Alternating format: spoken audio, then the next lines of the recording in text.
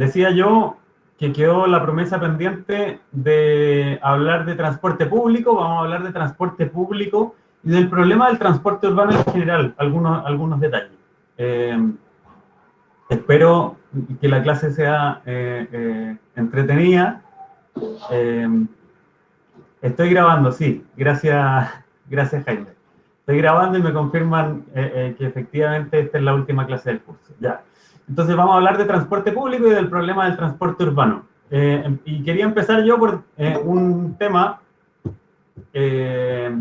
del que empezamos a hablar la clase pasada, que es el de la demanda inducida. Y pongo aquí una ciudad con un río, con unos poquitos puentes. Yo no sé cuántos de ustedes han estado alguna vez en Concepción, o tienen parientes que vivan en Concepción, o han oído hablar de cuál es el problema que tiene Concepción.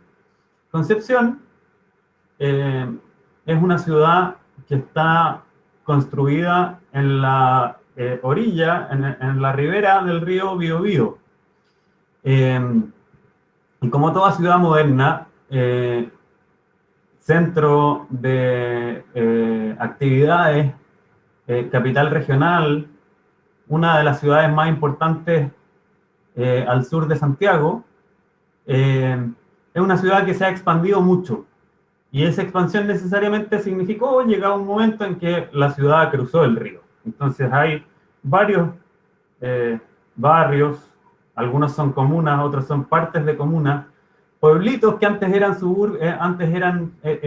pueblos independientes que se convirtieron en parte de la ciudad. Estoy pensando en San Pedro de la Paz, en Chihuayante, etcétera. Y entonces, bueno, empezaron a conversar entre los dos lados de la ciudad. Y pasa que construir un puente arriba del río Biobío, que es un río relativamente ancho, por lo menos para los parámetros chilenos, ¿verdad? Que además el fondo es muy arenoso, entonces es difícil poner cimientos abajo de esa agua. Es caro construir un puente que cruce el río Biobío. Como consecuencia, la gente que vive a un lado y trabaja en el otro, o que vive a un lado y estudia en el otro, tiene que cruzar todos los días. Y como la ciudad ha ido creciendo, esa gente es cada vez más, y los puentes son un problema, que están congestionados. Algo mencionamos de esto que pasa en Lo Barnechea, pero quizá el problema en Concepción es mayor, en el Gran Concepción. Estoy hablando de la conurbación de Concepción y las comunas de los alrededores.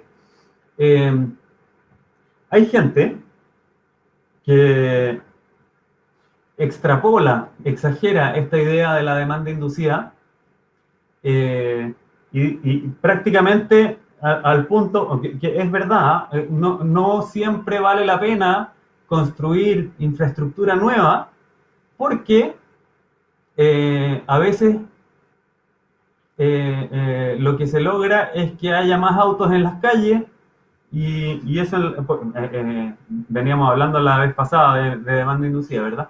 El hecho de que haya más autos en las calles significa que esa misma infraestructura termina por congestionarse, y el problema que lograba solucionar termina por reproducirse, y al final no se soluciona nada. En más de una ciudad en el mundo, sobre todo en Europa, pero también en algunas ciudades en Estados Unidos, por ejemplo, han experimentado cerrando calles en vez de abrir calles nuevas. Y efectivamente hay casos en que sirve porque había una paradoja de Brais metida, y solucionamos el nudo, y la cosa empezó a funcionar más expedita. Pero también hay casos en que la mayor congestión fomenta que más gente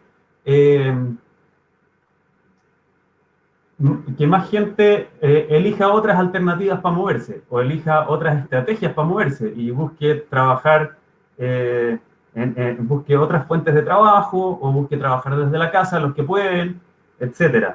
Esto suena un poco irónico ahora que estamos todos encerrados, haciendo lo posible, los que podemos, haciendo lo posible por trabajar desde la casa. Pero bueno, de hecho yo creo que el encierro actual va a hacer necesariamente, va a acelerar mucho las cosas respecto de cómo vamos a movernos en el futuro. Yo no creo, y quizá podríamos discutirlo, ya que hay tanto silencio, podríamos hacer esto un poco más participativo y me pueden dar su opinión por el chat. Yo no creo que el trabajo presencial se vaya a extinguir totalmente. Evidentemente hemos comprobado en estos días, ¿verdad?, que hay trabajos que sencillamente no se pueden hacer sin alguien que se esté moviendo para hacerlo. Pensando desde el repartidor a la persona que atiende en el supermercado, y la gente de la salud, la gente que hace aseo en las calles, que también son necesarios, porque si no a la primera lluvia nos hubiéramos inundado, no sé si lo habían pensado, la gente que recoge la basura, bueno, en fin, un montón de gente. Pero no solo eso, yo pienso una clase universitaria, gracias Maca, ustedes no se imaginan lo importante que es para un profesor que está haciendo clases a distancia tener un mínimo de interacción con los alumnos. Hay gente que se queja y sufre hablándole a una pantalla. Yo no sufro tanto, pero la verdad es que me ayuda un montón cuando los alumnos dan señales de que están escuchando. En fin, también yo por personalidad necesito ver las caras de la gente cuando están de acuerdo, cuando no están de acuerdo, para generar la discusión, etcétera. Bueno, ¿y qué estaba diciendo yo? Eso mismo, eso mismo. Yo creo que no es lo mismo ir a clase de manera presencial que por internet. Y si bien la clase presencial puede reemplazar mucho, hay cosas, perdón, la clase a distancia puede reemplazar mucho y hay gente a la que le va a servir mucho, hay gente que necesita que la estén supervisando, hay gente que necesita la interacción con el profesor, hay gente que necesita, yo soy un convencido que la clase se aprovecha mucho mejor si uno le hace preguntas al profesor para asegurarse de que se entendió. Una reunión de trabajo que normalmente duraba 15 minutos, ahora en Zoom dura 1 hora, efectivamente. Ahora, por otro lado, también te está ahorrando el viaje. O sea, a mí me ha tocado participar en reuniones con mucha gente que probablemente hubieran sido lejos del campus y no tengo que moverme. Entonces tiene sus ventajas y sus desventajas. Yo creo que el punto de equilibrio no va a estar de un día para otro en que nadie tenga que moverse, pero sí que la manera de moverse o sea, comprobamos que podíamos tener reuniones por internet, que se podían hacer cosas a distancia y aprendimos a hacerlas. Yo me ahorro 3 horas, grande. Sí, pues. Y aprendimos a hacer cosas que no sabíamos cómo se hacían y quizás esa era la única barrera para haberlas hecho. Y sin embargo, yo creo, como venía diciendo, de ahí salió toda esta conversación, yo creo que nunca, hay cosas que nunca van a terminar de desaparecer. Puede ser que seamos mucho más eficientes en las cosas que hacemos a distancia, que aprovechemos mucho más la tecnología para hacer cosas a distancia, pero en cuanto se acabe la cuarentena, en cuanto haya vacuna para esta enfermedad, yo creo que al menos en parte va a haber un retorno a la normalidad del viaje. Y al final el problema del transporte en una ciudad es el problema de los viajes. Vamos a volver sobre esto en un rato más. Pero entonces estábamos en Concepción y los puentes. Esos puentes se llenan de gente y tienen mucho taco. Entonces, bueno, hay gente también en ingeniería de transporte que tiene que hay distintas sensibilidades, distintas mentalidades, ¿verdad? Efectivamente el transporte público soluciona muchas cosas. Y hay gente que convierte eso, lamentablemente, en una ideología más que en una cosa científica y opina las opiniones más extremas, no quiero caricaturizar, pero hay gente que opina así, que en el fondo el auto, había un senador que decía, el auto es un cáncer que hay que eliminar. Yo sencillamente no opino así. Sí que ojalá creáramos mucha más conciencia de la utilidad del transporte público, del servicio que presta el transporte público. Vamos a hablar también del transporte público y el coronavirus, ¿ah? Pero denme tiempo. Y efectivamente, vamos a verlo hoy día, entre más autos, más malo el transporte público. Entonces hay un conflicto ahí. Entonces hay gente que dice, ¿sabéis qué más? Mejor no construyamos más infraestructura, porque toda la infraestructura va a terminar congestionándose y va a fomentar el uso del auto y por lo tanto va a ser un problema contra el transporte público. Yo digo, eso como un principio general tiene un fundamento teórico, tiene sentido, pero hay casos en los que sí se puede justificar un aumento de infraestructura, y me parece que el ejemplo más evidente, más insigne, es un caso como el de Concepción, donde hay 3 puentes y hay un choque en uno y los tiempos de viaje de la gente suben al doble fácilmente. Yo creo que eso es al final es una infraestructura poco adaptable, poco resiliente, como dirían por ahí. Es una infraestructura que no resiste un mínimo de estrés. Y por lo tanto hay casos en los que sí se justifica. Incluso el argumento que usan algunos así con opiniones más extremas es, oye, en California hace poco ampliaron una autopista que ya tenía como 10 pistas en total, 5 por lado, la ampliaron a 12 y no mejoró la congestión. Los tiempos de viaje incluso en algunos casos subieron. Y uno dice, chuta, paradoja de Braes, pero lo que se les olvida mirar es que la duración de la hora punta, la duración de la hora de mayor congestión disminuyó. Antes esa misma autopista urbana estaba congestionada, no sé, 5 horas al día, ahora está congestionada 4 horas al día. Entonces al final, claro, no mejoró los tiempos de viaje de la gente que se movía en hora punta, pero mejoró la duración de la hora punta. Y eso al final es gente que en los extremos, al principio de la hora a la que van todos al trabajo, a la que vuelven todos del trabajo, y al final de esa hora a la que van y vuelven todos del trabajo, hay gente que efectivamente va a viajar más rápido, hay gente que se ahorra tiempo. Hay gente, además, el fin de semana, cuando hay menos demanda en la noche, bueno, en el caso de una autopista que sube de 10 a 12 pistas, no necesariamente, pero siempre va a haber horarios, periodos del año, días de la semana, en que esa mejora se va a notar y se va a notar de manera permanente. Al final, si uno mira la hora punta, efectivamente, por la ley del embudo de la que hablábamos en la clase pasada, hay cosas que no se van a... si uno mira solo la hora punta, claro, ningún aumento de infraestructura sirve, porque en la hora punta hay congestión, entonces yo aumento la infraestructura y probablemente dado los niveles de motorización que tenemos hoy día, ya vamos a hablar de esto también, dado los niveles de motorización que tenemos hoy día, hay cosas que por mucho que aumentemos la infraestructura, van a volver a congestionarse. Pienso yo en Sanhattan. Sanhattan es un nombre coloquial que se le pone a esa zona de Santiago.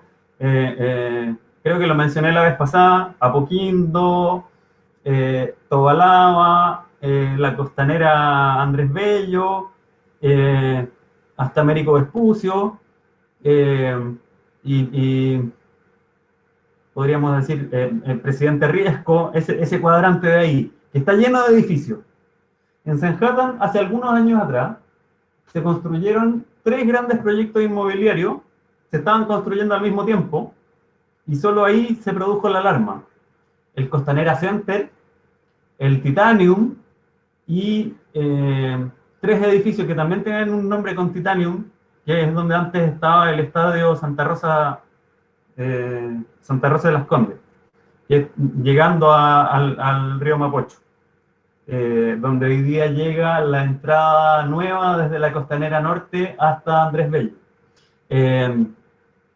ahí se estaban construyendo al mismo tiempo 10.000 estacionamientos. 10.000 estacionamientos, para que ustedes se hagan una idea, son 10.000 autos. Ah, pero profesor, obvio, no diga tontera. Sí, pero es que es una cosa sobre la que uno reflexiona poco. 10.000 autos significa que se construya un proyecto inmobiliario con 10.000 estacionamientos, significa que va a haber ahí 10.000 puestos de trabajo más a los que va a poder llegar gente en auto. Esos estacionamientos fueron calculados porque la cantidad de puestos de trabajo que iba a haber daban para que 10.000 personas lleguen en auto. Una pista de autopista en condiciones ideales da alrededor de, esto es la regla del dedo gordo, puede ser más o puede ser menos, pero es alrededor de, da pasada a 2.000 autos por hora.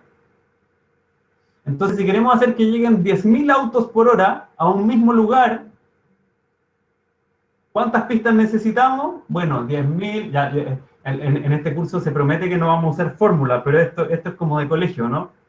Y si no, ténganme paciencia. Pero entonces, 10.000 autos, si una pista permite pasar 2.000, hay dos alternativas. O necesitamos 5 pistas más nuevas para que los autos, esos 10.000 autos lleguen en una hora, porque la cuestión ya estaba congestionada en esa época, o necesitamos 5 horas para que lleguen en una pista. O en las pistas que haya, no sé, pero para que se hagan una idea, o sea, son 5 horas más de autos tratando de llegar, o 5 pistas más de autos tratando de llegar, y la verdad es que la infraestructura no da. Además, el efecto de un edificio, perdón, cuando se construye uno de estos proyectos inmobiliarios, se les pide una cosa que se llama la mitigación de impacto vial. Si usted va a poner 3.000 estacionamientos en un lugar de la ciudad, tiene que poner plata para obras de infraestructura que ayuden a alivianar la congestión que va a producir con sus estacionamientos. Ahora bien, el efecto de una obra que va a introducir, de un proyecto inmobiliario que va a introducir 3.000 estacionamientos, no se multiplica por 2 con otro proyecto, no es... a ver, el efecto de 2 proyectos de 3.000 estacionamientos no es el doble de un proyecto de 3.000 estacionamientos, no sé si me explico. Porque hay un efecto multiplicativo ahí en la interacción entre las dos cosas. Entonces, el hecho de que se construyeran estos 3 proyectos al mismo tiempo produjo un problema político grande, porque ahí la congestión iba a crecer mucho más de lo que la mitigación de impacto vial que se les pedía a los proyectos iba a lograr aplacar. Perdón, voy a apagar la estufa. Total que esa es una de las razones, aunque no la única, de por qué el Costanera Center hasta hoy día no está totalmente habilitado. Esa tremenda torre todavía tiene gran parte de los pisos, yo diría más de la mitad, que todavía no están convertidos en oficinas habilitadas, todavía no tienen gente trabajando, bueno, ahora menos. Pero si no hubiera habido coronavirus, también estarían vacíos esos pisos hoy día. Porque abrir todos esos estacionamientos de un día para otro iba a generar un problema de congestión que nadie estaba dispuesto a asumir desde el punto de vista de su costo político. ¿Se pueden impedir construcciones para evitar la sobrecarga de tráfico? Chuta, en teoría sí, en la práctica la normativa legal chilena es poco lo que puede hacer. Pero hoy día hay mucha gente preocupada de no agregar estacionamiento. Todavía es una preocupación, porque yo creo que ahí es donde se puede trabajar, más que en hoy día prohibir cosas, hoy día no aumentar la infraestructura, es, oye, tratemos de que no crezca para el futuro, o de que crezca de manera ordenada y controlada. Otro ejemplo de esto, que también hablábamos de la Costanera Norte la clase pasada, en Santa María de Manquehue, hace 3 años atrás, había proyectos por un total de 15.000 estacionamientos. 15.000 estacionamientos a los que solo se podía llegar y salir, eran casi todos de vivienda, ¿verdad? Edificios, condominios. De esos de esos proyectos, de esas viviendas, la gente tiene que salir a trabajar, ¿verdad? 15.000 autos saliendo a trabajar. ¿Por dónde se puede salir de Santa María de Manquehue? Bueno, ¿a dónde va a trabajar la gente? Al centro, a Poquindo, ya, alguno irá a Vitacura. ¿Por dónde se sale de Santa María de Manquehue? Bueno, por la Costanera Norte. ¿Cuántas pistas tiene la Costanera Norte? 3. Entonces, a 2.000 autos por hora por una pista, ¿cuántos autos por hora puede sacar la Costanera Norte? 6.000. Eso si estuviera vacía. Entonces, ¿cuántas horas se demora, perdón por esto, cuántas horas se demora en descargar 15.000 estacionamientos en la Costanera Norte? Suponiendo que estuviera vacía hoy día, son 2 horas y media si hacen el cálculo. Entonces esa cuestión era una locura y causó mucha polémica y hubo peleas en el Consejo Municipal de Vitacura. Al final no sé cómo termina la historia, algunas de esas cosas se han construido y otras se han parado, bueno, y ahora yo creo que es lo menos prioritario de todo. En fin. ¿Por qué esto de la demanda inducida y el conflicto entre los autos y el transporte público son temas ahora y no eran temas hace 30 años atrás? Déjenme que les muestre este gráfico. Este gráfico muestra en 4 momentos de la historia de Santiago 2 numeritos, indicadores importantes de la movilidad de los santiaguinos. La línea roja dice cuál es el promedio de vehículos por hogar. Entonces, en cada casa, en promedio, ¿cuántos autos había? Entonces, y eso es lo que está a la derecha. Entonces, en 1977, había aproximadamente 0,3 autos por hogar, o sea, más o menos un auto cada 3 casas. Un auto cada 3 casas. En 1991 eso había subido a casi 0,4 y en el 2000 ya íbamos en más de 0,5, 0,55, o sea, un auto cada 2 casas. Había muchos más autos. Había muchos más autos. Ahí está, ahora por fin tengo el puntito para señalar, en eso estaba desconcentrado ahora. Entonces ahora hay, si miramos esta altura con esta altura, por casa hay cerca del doble de autos de lo que había antes, solo contando como si no hubiera crecido la población, ¿verdad? Además, en la década de los 70 en Santiago, respecto a hoy día, también ha subido al doble la cantidad de personas que viven. Por lo tanto, uno diría, bueno, y la cantidad de hogares, peor todavía, porque la línea azul nos muestra cuántas personas vivían en promedio por cada casa. El año 77, el promedio de personas por hogar era mayor a 5. Antes la familia era normal que fueran más numerosas, eso con el tiempo se ha ido perdiendo. Ahora es mucho más normal que gente viva sola, adultos que no se casan o que no quieren tener hijos. Eso es mucho más común que antes. Y la gente que tiene hijos no quiere tener la misma cantidad de hijos que tenían antes. Entonces, como consecuencia, ¿cuántas personas viven en promedio por casa? Ese número ha ido bajando, de 5,4 a 4,3 a 3,8 a 3,3. Entonces, otra cosa que se redujo prácticamente a la mitad. Entonces, fíjense, por cada casa antes había 0,3 autos y 5 personas. El número de autos subió casi al doble y el número de personas por casa bajó a poco más de la mitad. Como conclusión de eso, el número de autos cada 1.000 habitantes en Santiago subió de 60 a 180, casi al triple. Entonces, si el año 77, y estamos hablando, este número ya es más o menos antiguo, hace 8 años atrás, si el año 77 cada 1.000 personas había 60 autos, o 6 autos cada 100 personas, un auto cada 15 personas, hoy día hay 170 y algo autos cada 1.000 personas, un auto cada 6 personas. Y eso, claro, muchos de ustedes si miran a su alrededor algunos tienen un auto por persona. En mi casa, por una cuestión circunstancial, tenemos más de un auto por licencia de conducir porque estábamos justo cuando estalló la pandemia, estábamos comprando un auto para vender el otro. Obviamente no hemos podido vender el otro, así que ahí estamos con más autos de los que razonablemente podemos llegar a necesitar, pero por una cuestión circunstancial. Ha subido al triple el número de autos por cada 1000 habitantes y además la población de Santiago ha aumentado. Conclusión, el número de autos en Santiago se ha disparado. Entonces las calles que estaban pensadas para muchos menos autos, bueno, ahora tienen que aguantar muchos más autos. Y nos encontramos nos encontramos con problemas como los de Américo Vespucio, Avenida Osa. No sé si a algunos de ustedes seguro les toca transitar por ahí, a otros no.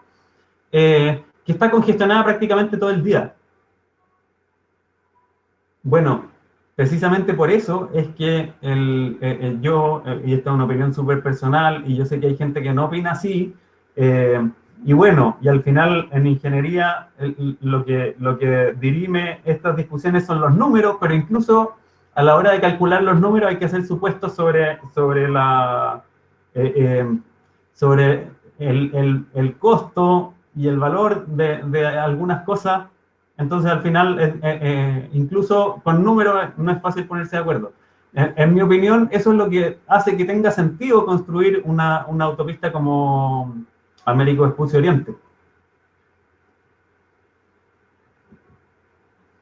Como conclusión de todo lo anterior, bueno, hay muchos más autos. ¿Qué ha pasado? Antes, el 77, el 80% de la gente andaba en transporte público y el 12% de la gente andaba en auto.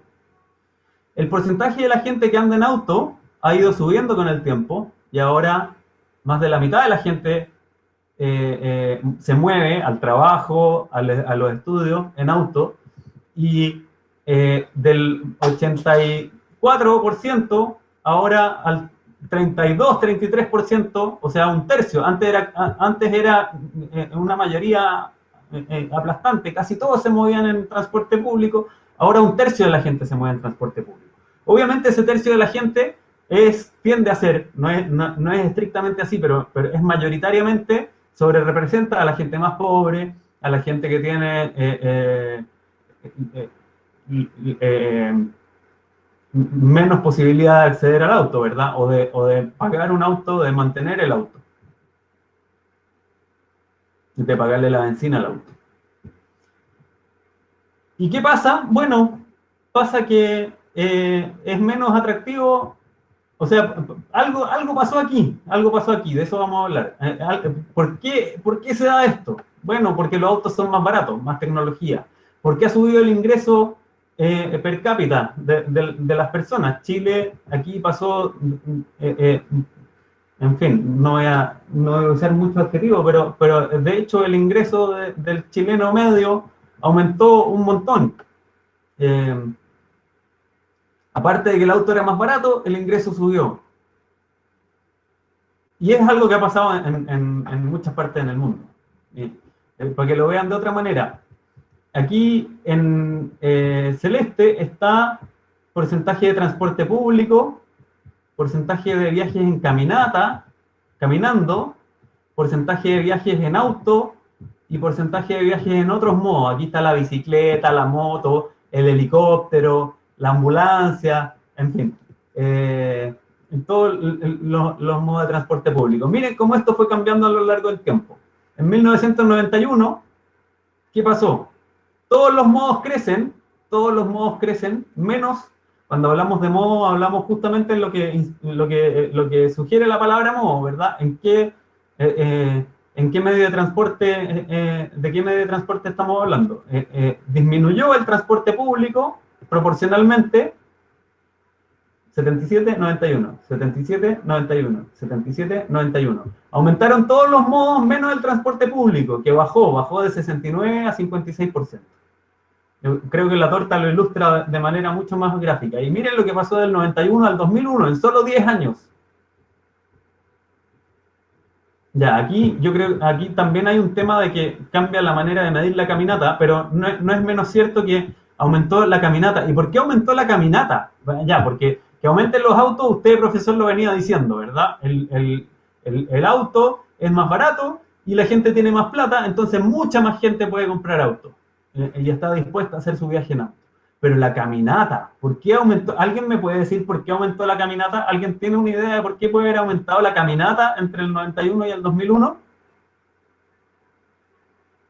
Mientras tanto, yo termino de mostrar la historia, ¿eh? Y esto siguió creciendo al 2012. Ya no tan acelerado porque la explosión se produjo en esta década, pero una década más y ahí sigue perdiendo el transporte público.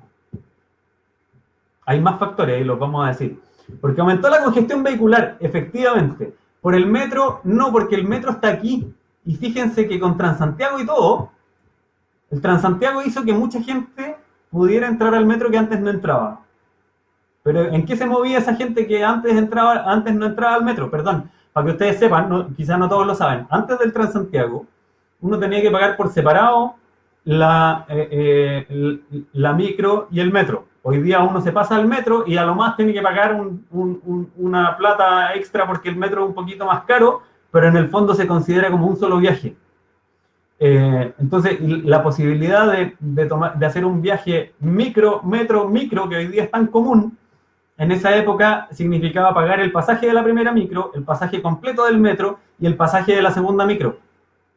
O sea que valía proporcionalmente el triple de lo que vale hoy día. Más o menos, sí. Ha habido otros factores entre medio y los economistas se pueden estar retorciendo, sobre todo si hay alguno más obsesivo, se puede estar retorciendo por dentro de lo que acabo de decir, pero no deja de ser cierto que es más o menos el triple del viaje micro, metro, micro. Entonces la gente prefería seguir arriba de la micro aunque fuera más lento.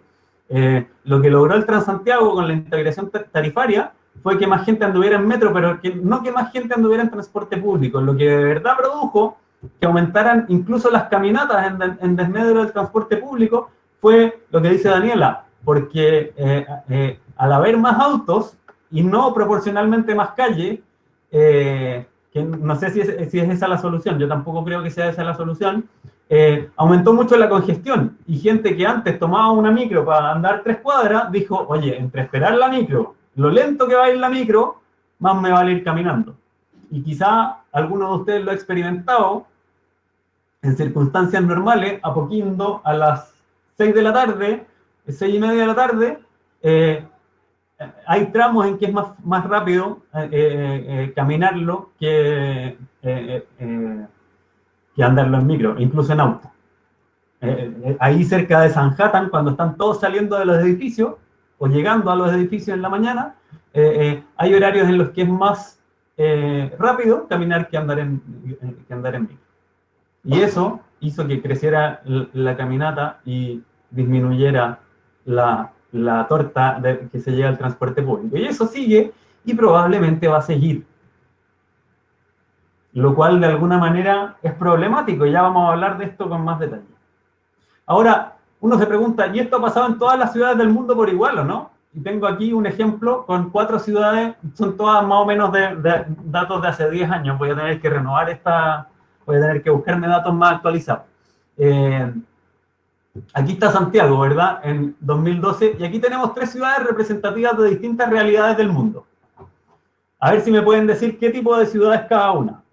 A la izquierda tenemos una ciudad que, estamos hablando de 2010, tiempo relativamente moderno, diría uno, tenía un 62% de transporte público, 15% de transporte privado, 15% de caminata, y 8% de otros, entre taxi, bicicleta y otros modos. Al medio tenemos otra ciudad que tenía también 62% de transporte público, nótese la similaridad, pero 32% de transporte privado y 6% de otros, entre los que está la caminata, bicicleta, taxi, menos taxi. Y finalmente tenemos otra ciudad, todo esto es de la misma época, ¿verdad? Que tenía 77% de transporte privado, entiéndase auto, 13% de caminata, 4% de, estos probablemente son trenes suburbanos porque esta ciudad no tiene metro, 3% de buses, 2% de bicicleta y 1% de otras. ¿Alguien me puede decir a qué contextos culturales responde cada una de estas tortas? A ver, partamos por el de la izquierda. ¿Qué se imaginan en una ciudad como la de la izquierda?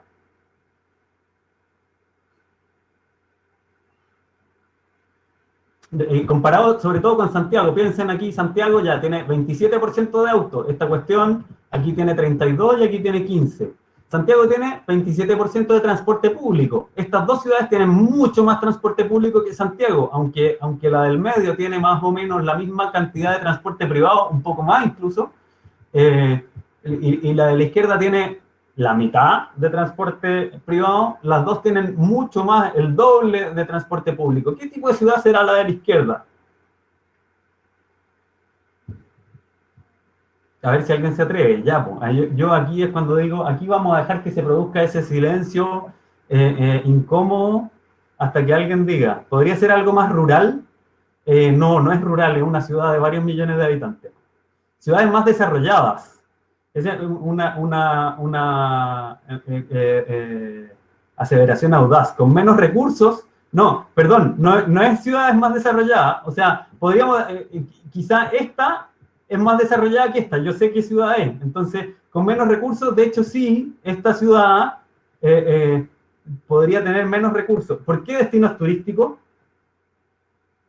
Aquí, si alguien quiere abrir el micrófono, diga algo así como breve, como yo o micrófono, y podemos tener esta discusión en voz alta, porque es súper interesante. ¿Qué hace la diferencia entre estas dos ciudades? Estas dos ciudades son muy distintas, muy distintas. Efectivamente, y la clave, parte de la clave está por lo que dijo Francisca. La diferencia entre esta ciudad y esta ciudad es de recursos, efectivamente. Destinos turísticos. Fíjate que yo necesito, Benjamín, que profundices en esa idea, porque algo hay de eso, pero no sé si la causalidad, ¿qué causa qué cosa? Los destinos turísticos tienen buen transporte público porque el turismo fomenta que haya buen transporte público, o hay una causa exógena que hace que haya buen transporte público y que sea destino turístico. ¿Cuál de las dos es destino turístico? Bueno, las dos son ciudades de varios millones de habitantes. De hecho, las tres son ciudades de varios millones de habitantes. Está desafiante. Ya, efectivamente, ya di una pista, ¿verdad? Esta es una ciudad, esta de la izquierda es una ciudad que tiene menos recursos que esta. Y sin embargo, estas dos, uno podría decir, una no tiene nada que envidiarle a la otra en términos de recursos. ¿Qué hizo que esta ciudad tenga 77% de los viajes en auto y esta ciudad tenga, o sea, 3/4 de los viajes en auto y esta ciudad tenga 2/3 de los viajes en transporte público? ¿Qué se imaginan? Yo sé que aquí hay gente que ha estado en ciudades así. Seguro, entre tantos que somos, la calidad del transporte público, ya, efectivamente eso influye. Me imagino como una ciudad europea. ¡Bingo! Tenemos un ganador. La ciudad del medio, excelente. La ciudad del medio, de hecho, es París.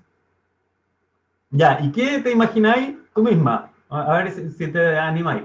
¿Qué te imagináis con la ciudad de la derecha?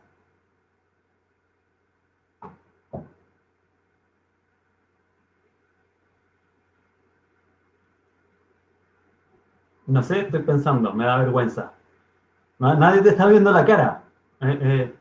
A los que podrían hacer que te dé vergüenza, se les va a olvidar tu nombre, así que no te preocupes. Confianza, vamos, ánimo. ¿No ves bien los gráficos? ¿Por qué? Están muy chicos. No se ven los... Chuta, ¿por qué no me dicen eso desde el principio, po? Ya, vamos a tratar de agrandarles la letra. Esto es una experiencia inédita en la educación chilena. Ya. Ahí está la ciudad de la izquierda. Entonces, el color este, que es como entre Café y Burdeo, es transporte privado y es el mismo para las tres ciudades. ¿Ah? Vamos a tapar Santiago, total ya Santiago saben cómo era, ¿verdad? Entonces vamos a pasar ahí está. Y entonces lo que cambia aquí es que el amarillo es caminata en los tres casos, y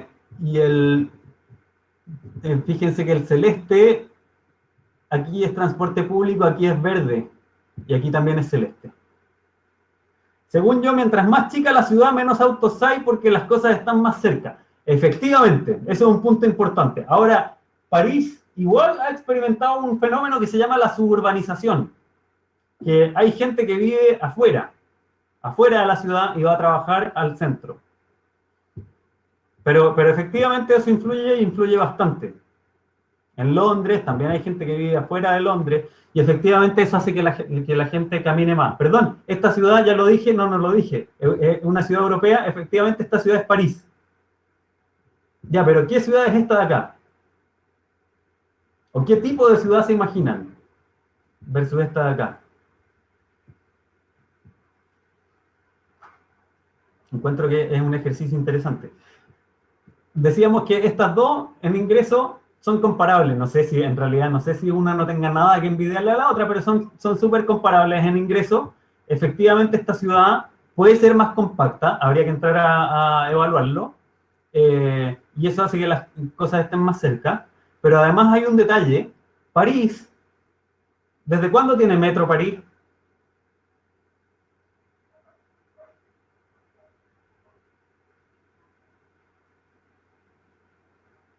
Esta es una ciudad. Ya, pues, aquí alguien se mande un ranazo o que lo googlee, si no estamos en prueba, como para que eso, ya, eso, 1900, ¿lo googlearon? París tiene metro hace más de 100 años. París tiene metro hace más de 100 años. Entonces, fíjense, la explosión del auto, ¿cuándo se inventó el auto? Fines de 1800, 1890, y era una cuestión súper exclusiva, cuando Ford dijo perdón, Ford, para que se hagan una idea, el inventor de la producción en serie, que permitió que el auto, entre comillas, se masificara, dijo, el auto nunca va a llegar a ser una cosa que existe en todas las casas. Se caería de espalda, por no decir otra cosa menos académica, si viera cómo estamos hoy día de autos en las ciudades. París pudo construir su metro mucho antes de que existiera la posibilidad de que la gente se moviera en auto y comprara autos. Esta ciudad de aquí, al contrario, se desarrolló, creció, cuando no existía transporte público. Esta ciudad creció con transporte público y se estructuró en base al transporte público. Así como Londres, decís tú, o Berlín. No, Berlín y Londres se parece muchísimo a París. Berlín, no sé, la verdad es que no sé, pero me imagino una cosa más intermedia tirando para este lado de acá. Estados Unidos, en Estados Unidos hay de todo, y Estados Unidos es un ejemplo súper interesante. ¿Qué ciudad de Estados Unidos podría ser?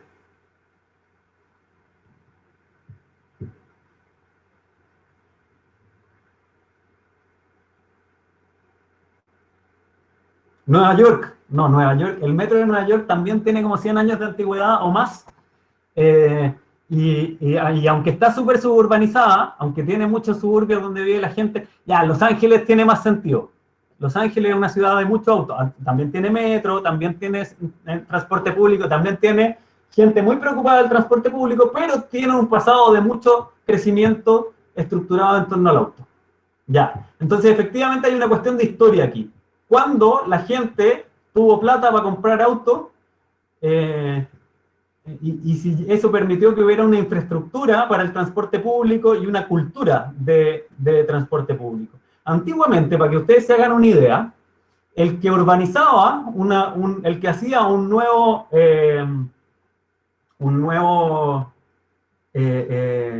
barrio, entre medio de la nada, como dice Andrea, se preocupaba, el mismo empresario que movía el proyecto inmobiliario, movía el proyecto del transporte público. Era el dueño de los buses que iban a llevar a esa gente a trabajar al centro. Hoy día eso no es así porque el transporte público es mucho menos rentable. Ya vamos a hablar por qué es menos rentable el transporte público. Entonces, hay ciudades que pudieron acceder al auto cuando ya tenían un transporte público estructurado, y hay ciudades que se desarrollaron en base al auto, crecieron así como ya el transporte público ya no era lo que había antes, lo que existía antes. Esta es una ciudad que creció, que se hizo rica antes de tener tiempo de construir un buen sistema de transporte público, y quizá ya no lo hizo. Vamos a sistematizar esto más adelante. Esta ciudad es Melbourne, en Australia, pero podría ser Atlanta, podría ser alguna ciudad del sur de Estados Unidos. Yo diría en Noruega, en esos países, son muy, bueno, no sé si en Noruega en específico, pero en algunos países nórdicos son muy de ponerle la pata encima a la gente y ponerle desincentivos al auto tales que es prohibitivo y al final es un lujo. Al final lo que logran con eso es elitizar el auto. Bien, esta ciudad de acá es una ciudad que todavía no tiene el suficiente nivel de ingreso para que el transporte público se masifique y se coma a los buses con la congestión. Fíjense que aquí lo que hizo que sobreviviera, creo yo, el transporte público hasta el día de hoy en París, es el hecho de que el metro no compite con los autos por la calle, por el espacio vial. Esta ciudad de aquí es Bogotá, en Colombia. En Bogotá, sí, el ingreso ha ido subiendo en los últimos años, ha ido subiendo en las últimas décadas, pero todavía no tanto como para que los autos se adueñen de la calle. Y hay un sistema de transporte público que mueve todavía a una gran cantidad de personas. Se le ha dado importancia y se le ha dado prioridad al transporte público, por eso esta sigla aquí, BRT, es Bus Rapid Transit. Es como una especie de híbrido entre bus y metro, en que tienen pistas dedicadas, como en la Alameda, como en la Avenida Grecia, como en Vicuña Maquena, pero además una serie de requisitos extra que hacen que el bus funcione más parecido a un metro, prioridad de semáforos, bueno, en fin, un montón de cosas más. Todos los paraderos son zonas pagas en un Bus Rapid Transit. Pero nadie sabe si eso va a ser suficiente. Hay gente que tiene opiniones súper definidas, pero nadie sabe si eso va a ser suficiente para que el día de mañana, a medida que se vayan haciendo más baratos los autos y que el ingreso de la gente siga subiendo, si es que sigue subiendo, esto va a empezar a crecer en desmedro, el transporte privado va a empezar a crecer en desmedro del transporte público, y eso va a hacer que haya más congestión y más gente dispuesta a caminar en vez de andar en transporte público. Bien. Invertí demasiado tiempo en esto y ya estamos en la hora del break. Entonces vamos a ir al break ahora, y a la vuelta del break vamos a hablar de las bondades del transporte público y sus límites y soluciones novedosas para mejorar la congestión en una ciudad. Volvemos a las 11:31, según mi reloj. Ahora son las 11:21, volvemos en 10 minutos más a las 11:31.